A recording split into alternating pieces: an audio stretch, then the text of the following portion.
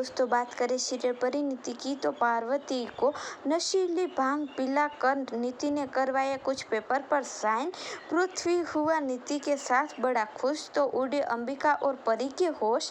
जी हाँ, फिलहाल तो शो में दिखाई जा रहा है कि किस तरह से यहाँ पर जो पृथ्वी अग्निहोत्री है वो अपने कुछ आदमी से कहता है कि वो अब तो जाएगा बाजवा हाउस जहाँ उसकी प्रॉपर्टी है। तो दूसरी तरफ नीति को कॉल करके काफ़ी भड़काता है और फिर कहता है कि मैं तुम्हारा टेस्ट ले रहा था कि पार्वती के खिलाफ खड़ी होने के तुम लायक भी हो या नहीं। तो यहाँ पर नीति साफ कह देती है कि पार्वती उसकी दुश्मन है तो वो भी उसकी दुश्मन बनकर ही दिखाएगी। तो ऐसे में आपको बता दें कि कुछ पेपर पर साइन लेनी होती है, लेकिन नीति घबरा जाती है क्योंकि यहाँ पर जो पार्वती है इतनी चालाक है कि इतनी आसानी से वो नीति की जाल में नहीं फंसेगी। ऐसे में यहाँ पर जो नीति की माँ है वो एक आइडिया देती है, पार्वती की ठंडाई में कुछ नशीली दवाएं मिलाकर उसके साथ ये साइन किया जाए। लेकिन आपको बता दें कि यहाँ पर पार्वती को फंसाना काफ़ी मुश्किल होता है।